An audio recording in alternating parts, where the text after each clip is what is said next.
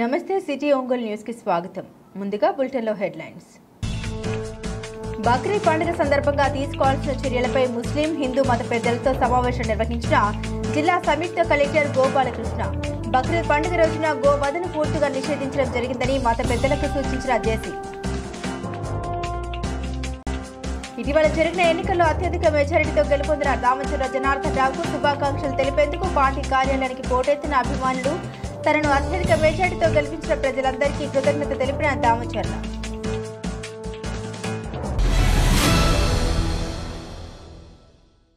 ఇక వివరాల్లోకి వెళ్తే బక్రీద్ పండుగ సందర్భంగా తీసుకోవాల్సిన చర్యలు, చేపట్టాల్సిన కార్యక్రమాలపై ముస్లిం హిందూ మత పెద్దలతో జిల్లా సంయుక్త కలెక్టర్ గోపాలకృష్ణ సమావేశమయ్యారు. స్థానిక ప్రకాశం భవనంలోని సంయుక్త కలెక్టర్ కార్యాలయంలో జరిగిన సమావేశంలో సంయుక్త కలెక్టర్ గోపాలకృష్ణ హిందూ ముస్లిం పెద్దల నుండి వారి యొక్క అభిప్రాయాలు స్వీకరించారు. బక్రీద్ పండుగ రోజున గోవధను పూర్తిగా నిషేధించడం జరిగిందని అన్నారు. నిబంధనకు విరుద్ధంగా ఎక్కడైనా గోవధ జరిగితే వారిపై కఠిన చర్యలు తీసుకుంటామని సంయుక్త కలెక్టర్ హెచ్చరించారు. ఈ సమావేశంలో జిల్లా అధికారులు పాల్గొన్నారు.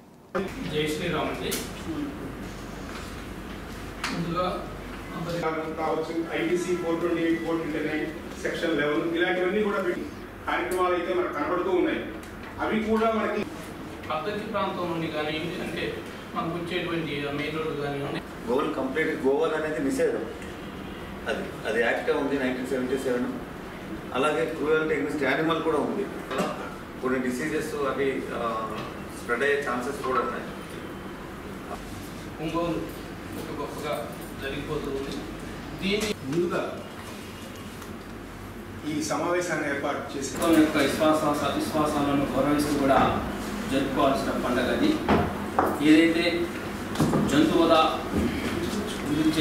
చేసే సందర్భంలో ఇతర మతాల యొక్క విశ్వాసాలను పరిగణలోకి తీసుకుంటూ హిందూ మతం యొక్క విశ్వాసాలను భంగపరచుకోవడం చేసుకోవాల్సింది.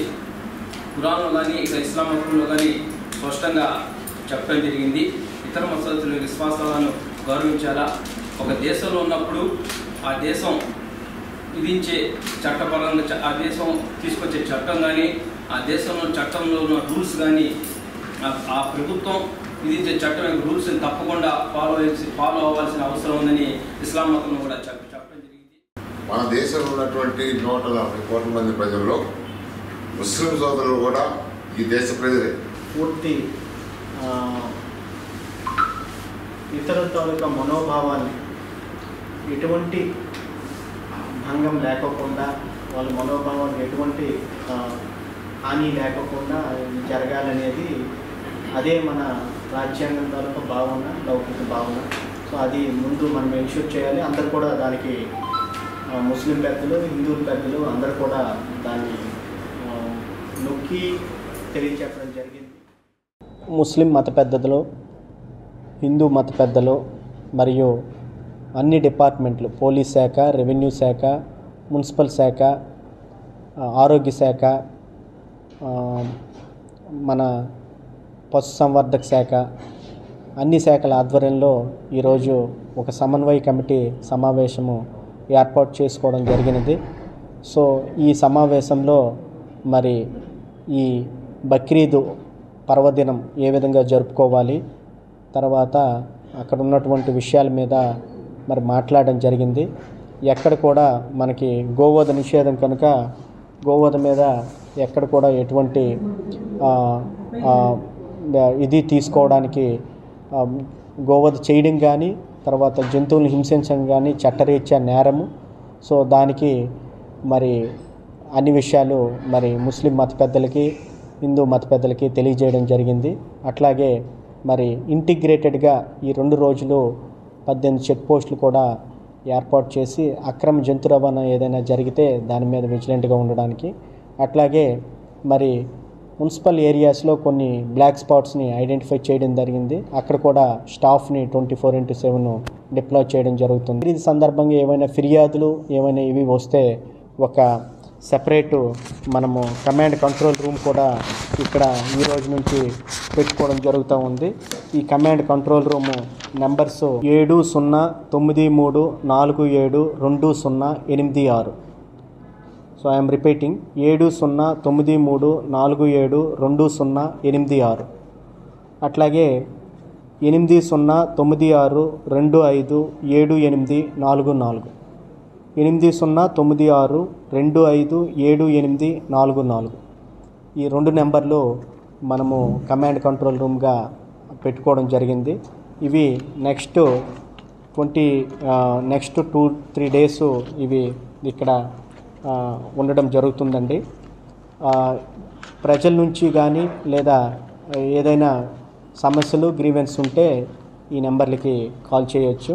ఇందులో పోలీస్ శాఖ నుంచి police, municipal, revenue, animal husbandry, health ఈ అన్ని శాఖల నుంచి కూడా సంబంధిత ఆఫీసర్స్ ఇందులో ఉండడం జరుగుతుంది. సో మరి అందరు ముస్లిం సోదరులకు కూడా ముందుగా మరి జిల్లా కలెక్టర్ గారి తరఫున, నా తరఫున, మరి జిల్లా యంత్రాంగం తరఫున మరి శుభాకాంక్షలు తెలియజేస్తున్నాము. సో ఇది అత్యంత సుహృద్భావమైనటువంటి వాతావరణంలో ఈ పండుగ నిర్వహించుకొని మరి అల్లా ఆశీస్సులు పొందుతారని నేను ఒంగోలు ఎమ్మెల్యేగా అత్యధిక మెజారిటీతో గెలుపొందిన దామచర్ల జనార్దన్ రావుకు అభినందన వెల్లువెత్తుతున్నాయి. ఒంగోలులోని గుంటూరు రోడ్డులో గల తెలుగుదేశం పార్టీ కార్యాలయంలో పలువురు పార్టీ నాయకులు, అభిమానులు, కార్యకర్తలు, అధికారులు ఎమ్మెల్యే దామచర్ల జనార్దన్ను హృదయపూర్వకంగా కలిసి శుభాకాంక్షలు తెలియజేశారు. ఈ సందర్భంగా తనకు శుభాకాంక్షలు తెలియజేసేందుకు వచ్చిన ప్రతి ఒక్కరిని ఆయన ఆప్యాయతతో పలకరిస్తూ తనను అత్యధిక మెజారిటీతో గెలిపించిన ప్రజలందరికీ కృతజ్ఞతలు తెలియజేశారు.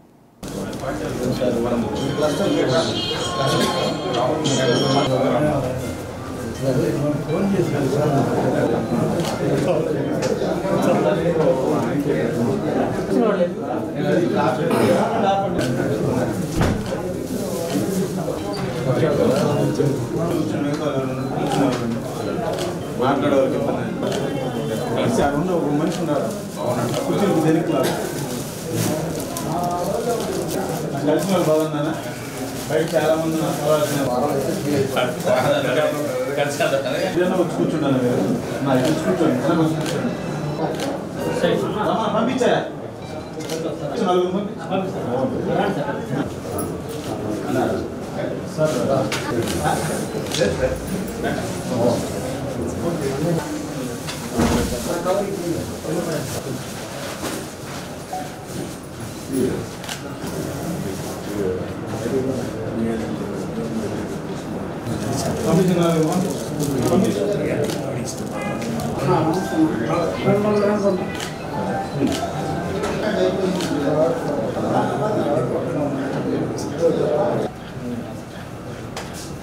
మన ఆరోగ్య కనపడతాం మన కనపడతాం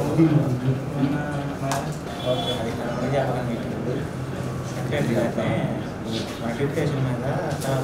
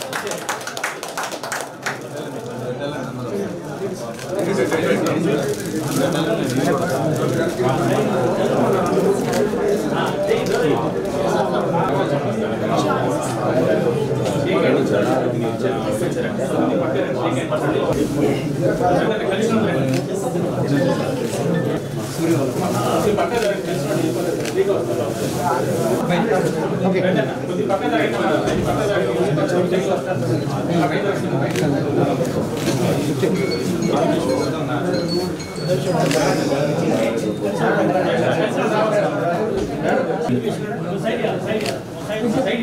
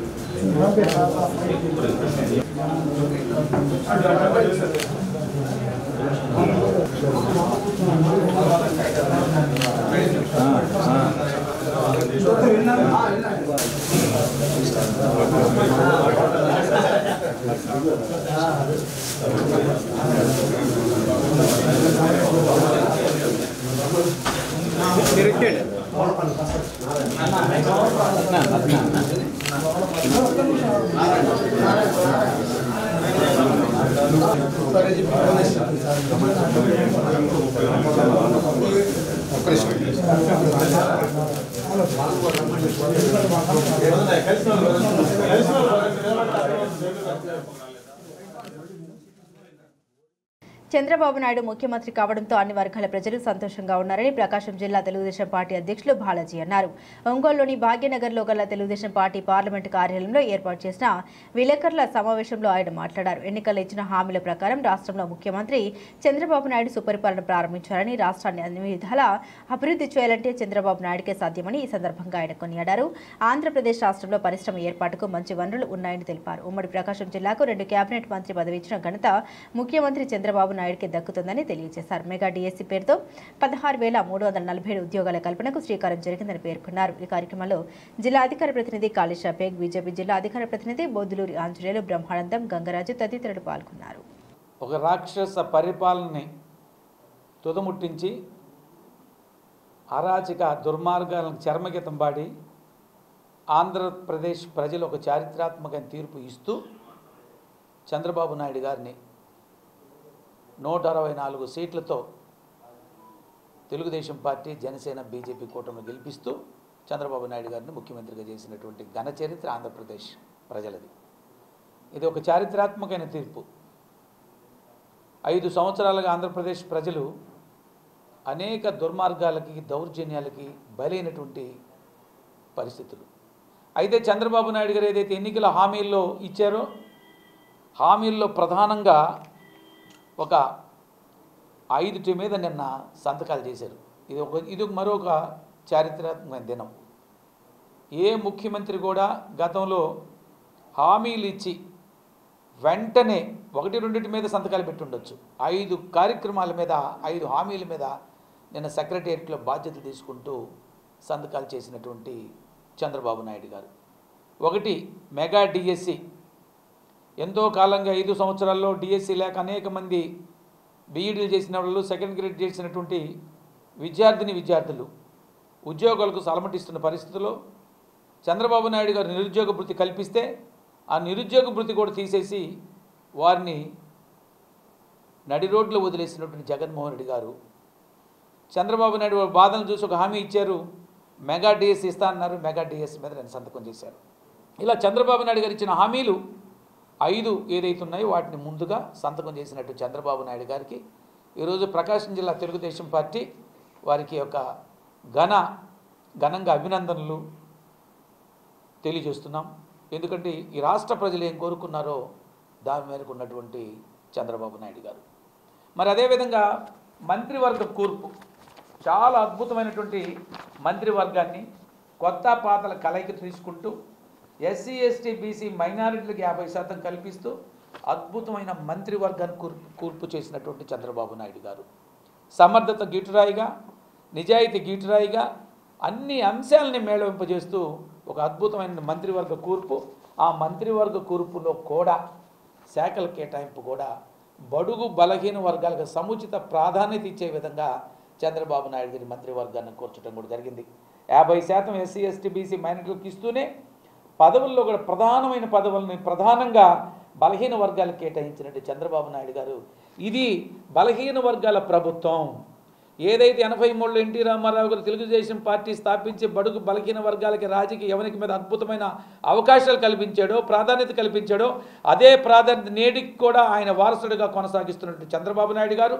చంద్రబాబు నాయుడు గారికి చేదోడు వాదోడుకుంటూ తండ్రి అడుగుజాడలు నడుస్తూ ఈ రాష్ట్రంలో ప్రజలు పడుతున్న కష్టాలని, బాధల్ని, వ్యధల్ని అర్థం చేసుకుని వారికి నేను రక్షణగా ఉన్నానంటూ 4000 కిలోమీటర్ల పాదయాత్ర చేసి తెలుగుదేశం పార్టీకి అన్ని విధాలుగా తోడుగా ఉండి ప్రతి కార్యకర్తకు నేనున్నంటూ భరోసా కల్పించి తెలుగుదేశం పార్టీని అధికారంలో తీసుకొచ్చినటువంటి లోకేష్ బాబు గారి యొక్క అన్ని విధాల మద్దతుతో ఈరోజు ఈ మంత్రివర్గం కానీ, వారితో పాటు కష్ట సమయంలో కూడా నేనున్నట్టు ముందుకు వచ్చినట్టు పవన్ కళ్యాణ్ గారు, అదేవిధంగా బీజేపీ పార్టీ అందరూ కలిసి అధికారానికి వచ్చారు.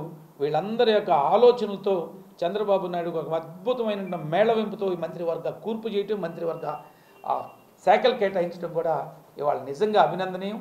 ప్రత్యేకించి బడుగు బలహీన వర్గాల పార్టీగా ఉన్నటువంటి ఈ తెలుగుదేశం పార్టీ మరొకసారి బలహీన వర్గాలకు పెద్దపీట వేయటం, బలహీన వర్గాల నాయకులుగా, బలహీన వర్గాల చెందినటువంటి వ్యక్తులుగా మేము నిజంగా ఒక తెలుగుదేశం పార్టీ అధ్యక్షుడిగానే కాకుండా ఒక బలహీన వర్గాల వ్యక్తిగా చంద్రబాబు నాయుడు గారి యొక్క సమర్థవంత నాయకత్వాన్ని, చంద్రబాబు నాయుడు గారి వల్లనే, వారి ద్వారానే బడుగు బలహీన వర్గాలకు న్యాయం జరుగుతుంది, వారితో పాటు ఈ రాష్ట్రం అభివృద్ధి చెందినటువంటి ఉద్దేశంతో వారికి మేము ప్రత్యేకమైన కృతజ్ఞతలు కూడా తెలియజేస్తున్న పరిస్థితి. 2024 విద్యా సంవత్సరం ప్రారంభమైన నేపథ్యంలో ప్రభుత్వ పాఠశాలలు విద్యార్థులతో కలకలలాడుతున్నాయి. నగరంలోని ప్రభుత్వ మున్సిపల్ పాఠశాలలో విద్యార్థులు పూర్తి స్థాయిలో పాఠశాలకు హాజరవుతున్నారు. ఈ సందర్భంగా విద్యార్థులకు ప్రతి ఏటా ఇచ్చే విద్యా కానుక కిట్లను యథాతథంగా కొనసాగించారు. పాఠశాలలో విద్యార్థులకు అందించే పౌష్టికాహారం, మధ్యాహ్న భోజన పథకాన్ని పాఠశాల ప్రారంభించిన రోజు నుండి అధికారులు కొనసాగిస్తున్నారు. నగరంలోని సంతపేటలో గల మున్సిపల్ హైస్కూల్ నందు పూర్తి స్థాయిలో అడ్మిషన్లు జరిగాయని ప్రిన్సిపల్ తెలియజేశారు. విద్యార్థులకు కార్పొరేట్ విద్యను ప్రభుత్వ పాఠశాలలో అందించడం జరుగుతుందని తెలిపారు. 2023 విద్యా సంవత్సరానికి సంబంధించి 10వ తరగతిలో అత్యధిక మంది విద్యార్థులు అత్యుత్తమ ఫలితాలు సాధించారని ఈ సందర్భంగా ఆయన తెలియజేశారు.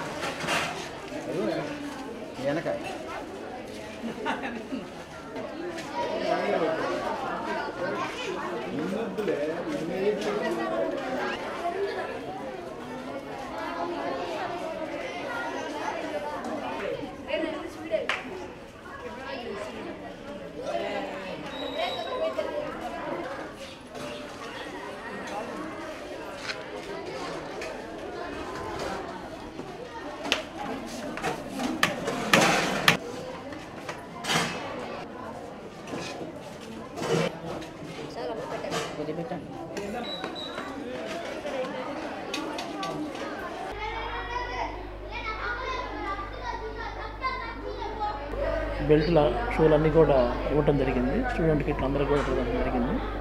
అదేవిధంగా మిడ్ డే మీల్స్ కూడా మెనూ ప్రకారము 3 రోజులు మన బడి స్కూల్ తీసిన కాడి నుంచి ఇవ్వటం జరుగుతుంది.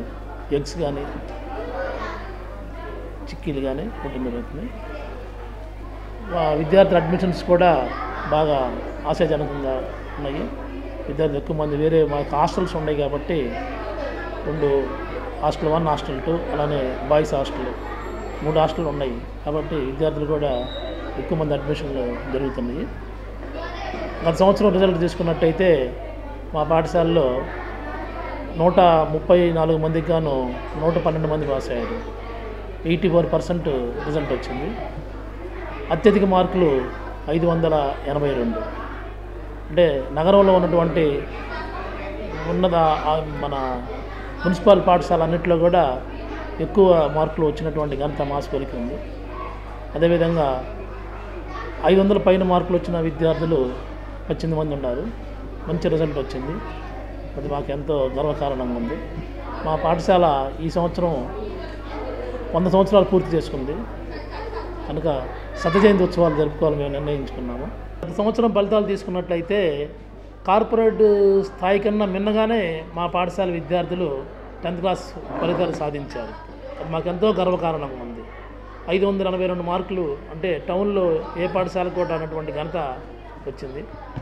గవర్నమెంట్ పాఠశాలలు కార్పొరేట్ స్థాయి కన్నా మిన్నగా ఉన్నాయని మేము భావిస్తున్నాము. 500 పైన మార్కులు వచ్చిన విద్యార్థులు కూడా ఎక్కువ మంది ఉన్నారు కాబట్టి ప్రభుత్వ పాఠశాలలు కార్పొరేట్ స్థాయి కన్నా భిన్నగా ఉండే నేను ఎంతో గర్వంగా ఫీల్ అవుతున్నాను.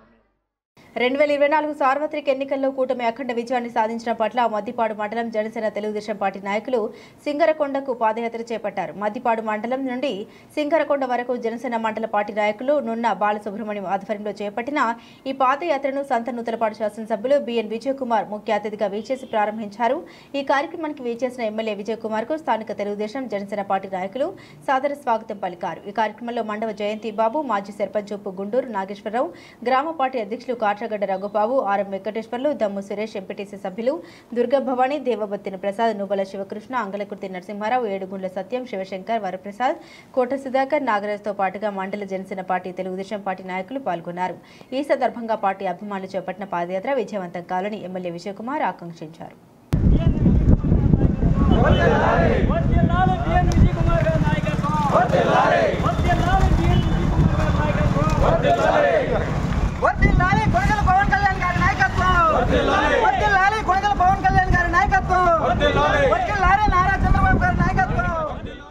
ఇవి బులెటిన్లోని విశేషాలు. తిరిగి మరో బులెటిన్తో మళ్ళీ కలుద్దాం. అప్పటి వరకు keep watching city news Ongole.